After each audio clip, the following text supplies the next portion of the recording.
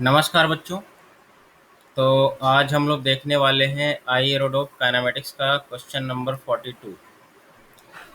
42 में बोला है बेटा कि एक पार्टिकल है और ये भी बोला है कि एक प्लेन ट्रेजेक्ट्री है ना, मतलब एक प्लेन में ट्रेवल कर रहा है and y as a function of x. Velocity दे दिया है v, जो कि कांस्टेंट है, मतलब स्पीड कांस्टेंट है यहाँ पर। ठीक है। और आपसे बोला है क्या, एक्सेलेरेशन बताना है पार्टिकल का at X equal to zero पे, एंड रेडियस ऑफ कर्वेचर बताना है ट्रेजेक्ट्री का जब ये पैराबोलिक पाथ है ना, मतलब ट्रेजेक्ट्री कैसा हो, पैराबोलिक दे दिया। तो इस बार ट्रेजेक्ट्री दे दिया, इसके पहले वाले सवाल में कुछ भी दिया नहीं था, तो हम लोग जनरल मान के किए थे। इस बार मान लेते हैं Y equal to A X square का ग्राफ कैसा होता है। लगभग कुछ इस तरीके से होता है ना, मतलब एक रफ आइडिया प्लॉट कर रहा हूँ कि पैराबोलिक पाथ कुछ ऐसा होता है। ठीक है।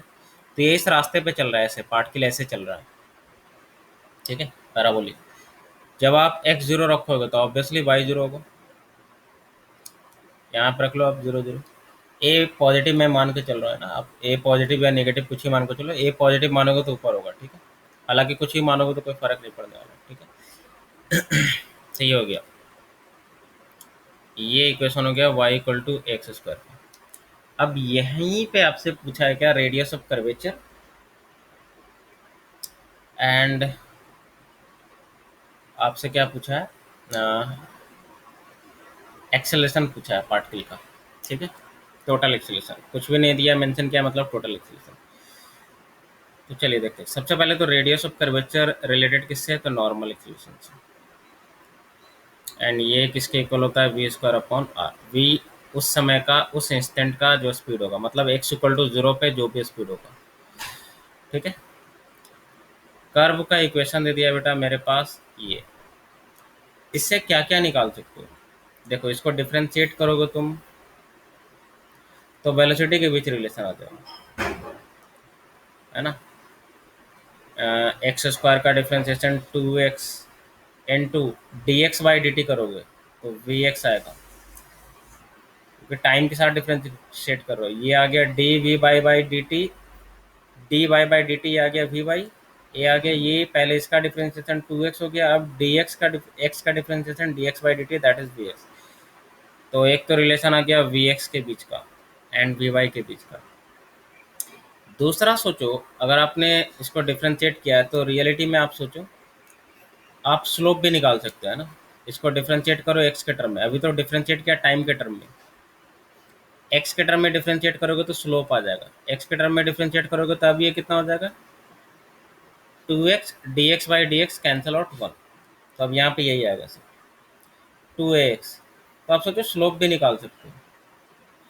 सोचो अगर आपसे पूछा जाए एक्स इक्वल टू जीरो पे स्लोप क्या होगा, D Y by D X तो स्लोप ही होता है, स्लोप जीरो आएगा। स्लोप जीरो का मतलब यहाँ पे ग्राफ जो होगा ऐसे पैरेलल होगा हॉरिजॉन्टल लाइन के, और पैरेलल होगा मतलब यहाँ पे स्पीड जो होगा वो ऐसे होगा टेंजेंशियल, मतलब अगर रास्ता ऐसा है तो, अगर ऐसे आ रहा है तो यहाँ पे ऐसे होगा। तो यहाँ पे सिर्फ और सिर्फ वी एक्स ही होगा, वी वाई जीरो होगा। और वो तो आप यहाँ पर भी रख के बता सकते थे, ये वाला बिना निकाले हुए यहाँ पर भी रख के बता सकते थे। यहाँ एक्स जीरो रख लो तो वी वाई देखो जीरो आ जाएगा। वी वाई जीरो मतलब ऊपर कोई भी कंपोनेंट नहीं है वेलोसिटी का। तब तो बहुत ही आसान हो गया। ए एन तुम क्या लिखोगे, सिंपली वी एक्स का स्क्वायर अपॉन आर। और वी एक्स तो बेटा किसके इक्वल है, वी के इक्वल ही है, तो वी स्क्वायर अपॉन आर मतलब वही हुआ फाइनली। ठीक है। मगर अब यहाँ पे ना ए एन पता है ना आर पता है, दो अननोन है। अब क्या करें, इसी को डिफ्रेंशिएट कर लो, फिर से एक्सेलरेशन का भी रिलेशन आ जाएगा। तो देखो D V Y by D T करोगे तो ए वाई आ जाएगा, ये आ गया टू ए कॉन्स्टेंट है। अब यू इंटू वी लगेगा अंदर, देख लो दो टर्म है, दोनों वेरिएबल है। तो पहले का डी सी वन, सॉरी पहले का डी सी टाइम के साथ कर रहे हैं d x by D t, तो d x by D t v x बन जाएगा। पहले का डी सी वी एक्स, पहला का डी सी दूसरा जो का तो दूसरा भी वी एक्स है, तो ये स्क्वायर हो जाएगा। प्लस पहला जो का तो, पहला जो का तो दूसरे का डी सी करोगे तो ए एक्स बन जाएगा। ठीक है। तो ये आ गया जनरल एक्सप्रेशन, बट मुझे एक्स जीरो पे मेंशन कर दिया, तो एक्स जीरो पे ये वाला टर्म जीरो हो जाएगा।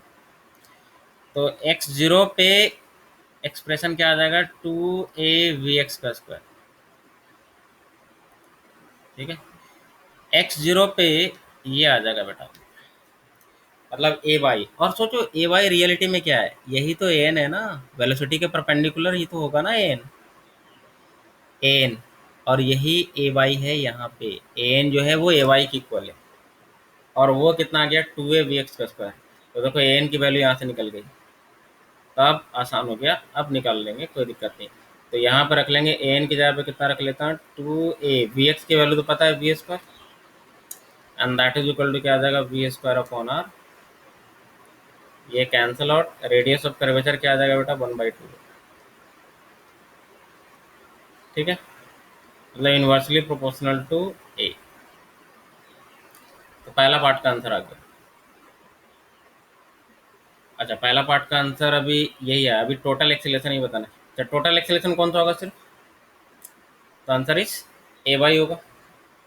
ए वाई की वैल्यू तो आप निकाल ही चुके हो यार, कहाँ निकाले हो ए वाई की वैल्यू, ए वाई की वैल्यू तो अभी अभी निकाला था ये।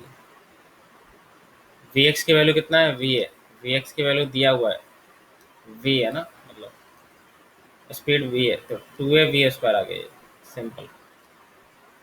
तो ए पार्ट का ये दोनों आंसर आ गया, और बहुत ही आसान था ये क्वेश्चन है।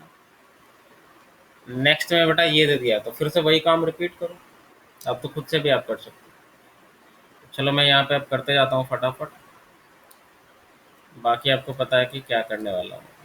ठीक है, डिफ्रेंशिएट करूँगा पहले। तो अब ये आप जानते हो, ये जो इक्वेशन होता है जनरली, ये एलिप्स का इक्वेशन होता है ना, एलिप्टिकल पाथ में इसका मतलब इस बार चल रहा है, जहाँ पे ए जो होता है वो ये होता है semi minor axis, semi major axis, B जो होता है सेमी माइनर एक्सिस। ठीक है, मतलब अब ऐसे एलिप्स में चल रहा है। ठीक है, तो एलिप्स में बेटा एक्स जीरो कहाँ पे होगा, एक्स जीरो रखोगे तो एक्स जीरो होगा वो Y equal to plus minus B पे, मतलब एक्स जीरो यहाँ पे होगा, एक्स जीरो यहाँ पे होगा, ये दो लोकेशन पे होगा, एक तो इधर जा रहा होगा तब, और एक इधर जा रहा होगा तब। तुम यहाँ एक्स जीरो रखो, एक्स जीरो रखो, और सिंप्लीफाई करो, सिंप्लीफाई करोगे ना, इधर बी स्क्वायर जाएगा, फिर स्क्वायर उधर ले जाओगे तो रूट होगा, प्लस माइनस बी आएगा, तो यही तो है। ये हो गया प्लस बी, ये सेंटर हो गया ना, ये जीरो जीरो हो गया, ये ऑरिजिन हो गया। ठीक है, और बाई सिमेट्री भी हम देख सकते हैं कि अगर ये एक्स एक्सिस है, ये वाई एक्सिस होगा, तो वाई सिमेट्री एक्स जीरो कहाँ पे होगा, वाई एक्सिस पे, तो दो लोकेशन पे आएगा इस बार।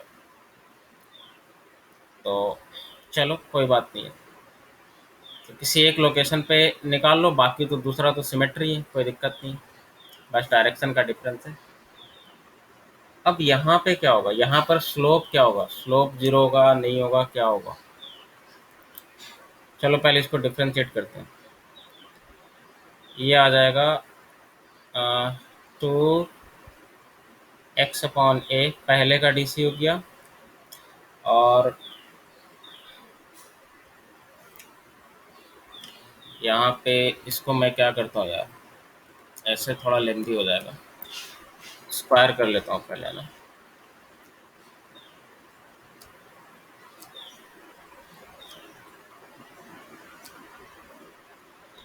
तो ये हो जाएगा B square X square plus A square Y square equal to A square B square है, क्योंकि A square B square LCM लेके ये सारा कर लिया। तो चलो यहाँ तक तो कोई दिक्कत नहीं है।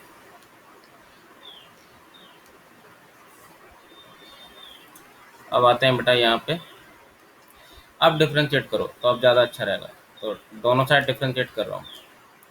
ये आ जाएगा टू एक्स वी एक्स, क्योंकि D x by D T आएगा तो वी एक्स उसको लिखूँगा। ये आ गया ए स्क्वायर, ये आ जाएगा टू वाई वी वाई, और ये कांस्टेंट का डिफ्रेंशिएशन जीरो, टू कॉमन लेके कैंसिल आउट कर लो, तो यहाँ से आ गया B square X V X equal to minus A square Y V Y. अब बताओ एक्स जीरो पे एक्स जीरो रखोगे क्योंकि एक्स जीरो पे ही बोल रहा है। एक्स जीरो पे क्या आएगा, वाई तो जीरो नहीं है, ऑब्वियस सी बात है। एक्स जीरो पे वाई जीरो तो नहीं है, तो अगर लेफ्ट हैंड पार्ट जीरो आ रहा है तो ऑब्वियसली राइट हैंड पार्ट भी जीरो आना चाहिए, जबकि ये जीरो नहीं, ये कांस्टेंट है, तो वी वाई जीरो होगा। वी वाई जीरो होगा मतलब फिर से वेलोसिटी किधर होगा, इधर ही होगा, हॉरिजॉन्टल डायरेक्शन में ही होगा। एंड मैग्नीट्यूड तो दे दिया है वी, मॉडुलस दे दिया है वी, टोटल स्पीड का मॉडुलस दे दिया है वी। तो नॉर्मल एक्सेलरेशन बेटा फिर से इधर होगा, इसके लिए ऊपर हो जाएगा, मैं किसी एक के लिए निकाल दे रहा हूँ, है ना। तो फिर से नॉर्मल एक्सेलरेशन यहाँ पे क्या लगाओगे तुम, V square upon R, R. और इस बार फिर से एन निकालना पड़ेगा, तो एन कितना आएगा, फिर से इसको डिफ्रेंशिएट करो, तो ये आ जाएगा बी स्क्वायर, पहले का डी सी तो वी एक्स, और दूसरा जो कहते हो तो वी एक्स, तो इसका स्क्वायर हो गया, प्लस पहले का डी सी, दूसरा जो कहते हो, पहला जो कहते हो दूसरे का डी सी करोगे तो ए एक्स आ जाएगा, और इधर कर लोगे ए स्क्वायर माइनस में, यहाँ पर भी कर लो पहले का डी सी तो वी वाई का स्क्वायर, एंड प्लस क्या आ जाएगा, सिमिलर आ जाएगा इसी के जैसे Y into A Y. But यहाँ पे आपसे पूछा एक्स जीरो पे, एक्स जीरो रखो तो ये जीरो हो जाएगा, तो यहाँ पे आ जाएगा बी स्क्वायर वी एक्स का square equal to minus A square, V Y भी जीरो है एक्स जीरो पे, ये आप ऑलरेडी ऊपर प्रूव कर चुके हो, वी वाई जीरो है ना, तो ये वाला टर्म जीरो हो जाएगा, तो minus A square into Y into A Y, Y zero नहीं है ना, वाई देख लो, वाई ये कुछ ना कुछ है वैल्यू, है ना।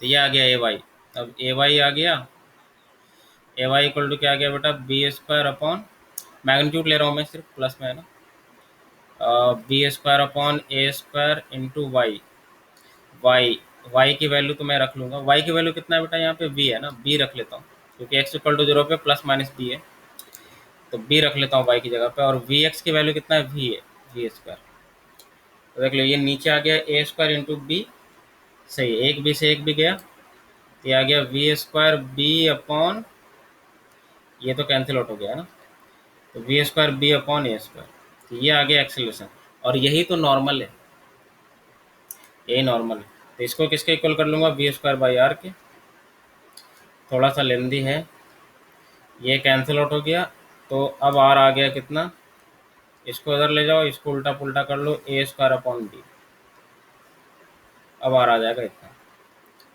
अब आर आ गया, अब तुम्हें पूछा है टोटल एक्सेलरेशन ही पूछा है ना, तो टोटल एक्सेलरेशन तो यही वाला पार्ट हो जाएगा, कौन सा अभी तो निकाला ये वाला है ना, दैट मीन्स ये कितना आ गया, बी अपॉन ए स्क्वायर, तो टोटल एक्सेलरेशन आ गया, क्योंकि एक्स तो जीरो हो जाएगा ना, तो बी अपॉन ए स्क्वायर, तो सॉरी ये वी स्क्वायर भी है ना, क्योंकि ये तो कैंसिल आउट थोड़ी होगा, ये पूरा पार्ट होगा ना, बी स्क्वायर बी अपॉन ए स्क्वायर, तो एक बार मैं चेक कर लेता हूँ आंसर कितना आ रहा है, तो V B V square upon ए स्क्वायर और ए स्क्वायर अपॉन बी, ठीक है, बाकी ये तो सही आ रहा है, 1/2 है तो ये तो कर ही लिया था, तो ये था 42 का सॉल्यूशन, तो आप देख रहे थे बस मैथमेटिक्स है, बाकी क्वेश्चन वैसा भी नहीं कि टफ है, डिफ्रेंशिएशन पे बेस्ड है, अगर आपको डबल डिफ्रेंशिएशन आता है तो क्वेश्चन आसानी, ठीक है। तो नेक्स्ट मिलेंगे 53 के 43 के साथ।